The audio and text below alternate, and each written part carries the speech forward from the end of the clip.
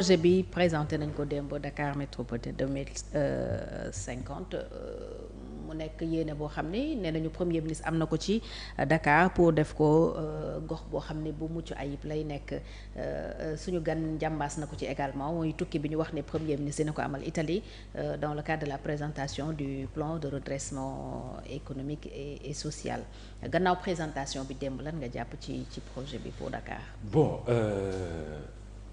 J'ai compris que Dakar est considéré comme pôle territoire c'est vrai su nekkee Dakar est considéré comme pôle territoire damay comprendre moom damay d'accord ak moom ci li ñu wax dañu mettre les charrues avant les bœufs parce que jàpp naa ni su nekkee da ngay tëgg pôle territoire dafa am décret de création d'un pôle territoire te man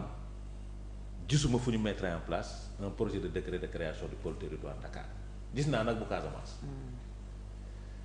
ba def délimitation bi sax wax les régions qui ci bokk ba mettre en place la création des collèges du collège et tout wax ni muy doxee te jàpp naa ne su nekkee Dakar dafa considéré comme pôle territoire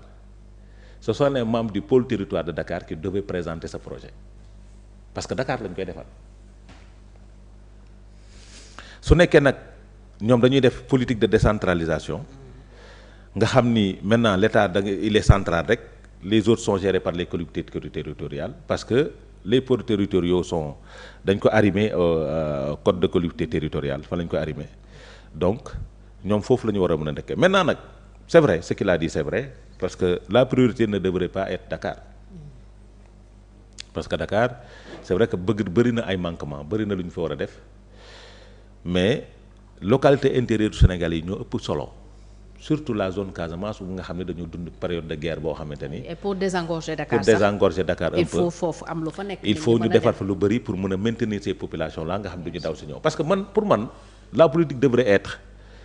maintenir les populations à l'intérieur éviter leen ñoom ñuy ñëw parce que su nekkee da nga développer pôle territoire Dakar mu war a mucc ayib. yaa ngi poussé nit ñi nekk l'intérieur du Sénégal. ñu gën a ñëw te nee nañu déjà 100 000 personnes. waaw dañuy ñëw ñu bees at mu jot Dakar. waaw xam nga loolu bari na. on est plus de 4 millions. maintenant nag avec ce lancement de ce projet là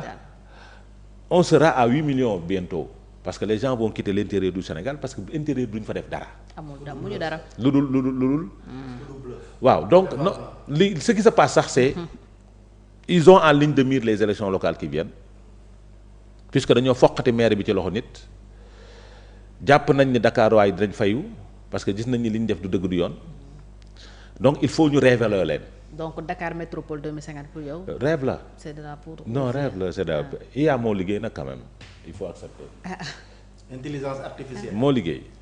liggéey quoi moo liggéey te c'est en version HD soo gisee vidéo yi tu te dis ben waaw mais c'est vrai la capitale peut rêver d'arriver à ce niveau-là. mais quand tu fais rêver une population pour ñu mën a accès surtout la population dakaroise fi nga xam ni taux de pauvreté bi fii la ëpp tu les fais rêver mais en contrepartie tu leur présentes un plan de redressement boo xamante ni ñoom dañu war a serrer la ceinture dañu war a jël seen gafaka jox réew mi nga xam ne dañu war a dund d'une difficulté boo xamante ne ñetti at la war a durer nga faire leen rêver c'est parce que c'est de l'utopie su nekkee da nga koy jàppee noonu da ngay jàpp ni nit ñi dañoo dof mais seen am nañ xel bu ñuy xalaat mais nag c'est normal comme ni mu ko waxee moom un pouvoir boo xamante ni ba muy nekk opposition dafa présenter solution ñëw andil ñu projet mu arrivé au pouvoir ñëw andil ma stratégie nationale de développement Sénégal 2050 agenda national de développement Sénégal 2050 ñëw andil ñu plan de redressement plan quinquennal plan quinquennal 2025-2029 ñëw après andil ñu plan de redressement mais il faut mu am lu mu teg ci loxo sénégalais yi parce que depuis bañ leen fale 16 mois ba léegi il se cherche donc il faut ñu am lu ñu teg ci loxo Dakar waay parce que ñun xam nañ ni la région de Dakar est une région rebelle boo xamante ni dafay contre tout le temps pouvoir maintenant il faut ñu gént loo leen pour ñu toog ku nekk jël vidéo bi di ko partager waaw Dakar nii la war a mel waaw Dakar wii la au lieu de penser aux réalités ñoom dañuy toog bëgg rêver Dakar mais les Dakarois ont dépassé ça les populations de la région de Dakar xam nañ li ñu bëgg xam nañ ko quoi. Peut-être certains se diront bon c'est pas grave su dee dinañ baax. waaw waaw xam nga certains sax peuvent se dire ça. parce que Barthélemy aussi moom mi ngi doon yëkkati benn bilan. xam nga Barth defoon na déjà un bilan à mi-parcours. Barth a posé des actes forts. Barth a posé des actes forts yoo xamante ni da nga ciy teg sa loxo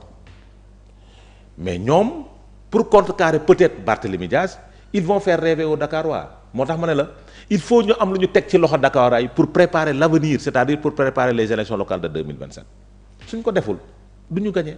donc ils sont toujours dans le temps de la politique politicienne mais fii laa lay wax. jàppoo ne tam mun nañ ko doxal ba Dakar mel noonu. déggoo li ma la wax li ñu projeté nii. doo gis brique bu ñu teg parce que nag n'oublie pas que nous sommes dans un plan de redressement. vraiment austérité moom la austérité la ñuy dund. mais mun nañu am ay financement déggoo li ma la wax je te dis c'est-à-dire xel moo mënul nangu d'ici 3 ans nga gis ni teg nañ ay jéego yu c'est contradictoire yow tu nous dis que nous sommes dans le 4e sous-sol ñu ngi ci 4e sous-sol. on a aucune marge de manœuvre. marge de manœuvre inexistante pexe amul maanaam. ba mu jaral la nga ne da ngay def plan de redressement après tu nous fais rêver mooy maanaam c'est-à-dire austérité la ñuy dund pour 3 ans pour ñu mën a dund normalement dañuy jël suñu gafaka ñun jox ko askan jox ko état bi waaw état bi nee na ñoom quelqu'un qui a besoin de 5667 milliards combien doit financer ce projet là dañuy waxtaan ñaata moo koy financer. Dakar Métropole oui c'est l'ambition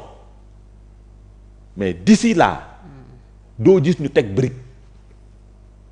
parce que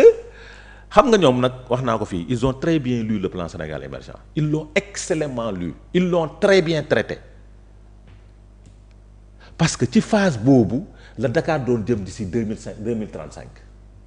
parce que loolu moo andi BRT moo andi TER te danoon andi tramway sur l'axe Dakar Yoff et autres Ouakam tramway lañ fi doon def et c'est ça qui est programmé maintenant nag avec l'augmentation des populations avec le développement du secteur avec l'arrivée du pétrole et du gaz Dakar dina mën a nekk métropole bu mag a mag a mag war a mën a sax dépasser métropole nekk hub médical c'était prévu moo taxoon ñu waraloon installer Nations Unies fii pour mën a mettre Dakar nekk war a mën a nekk métropole mais ñoom dañoo ñëw gis rek ne xaaral ñu révélo Sénégalais yi parce que amuñu ñu teg seen loxo maintenant nag loolu yëpp su amee waa Dakar dofuñu ñu ngi xalaat maintenant il se dit il faut mu dem à l'étranger pour rencontrer la diaspora sénégalaise pour financer son projet. le plan de redressement. c'est normal. moo tax muy dem Italie le 7. demum Italie bi sax pardon. dañuy mbubboo plan de redressement bi parce que nag n'oublie pas que la diaspora a injecté beaucoup d'argent dans ce projet-là. dans quel projet. dans le projet ñoom pour ñu accéder au pouvoir n'oublie pas les levées de fonds diaspora ñoo ko doon organiser ay centaines de millions lañ doon injecté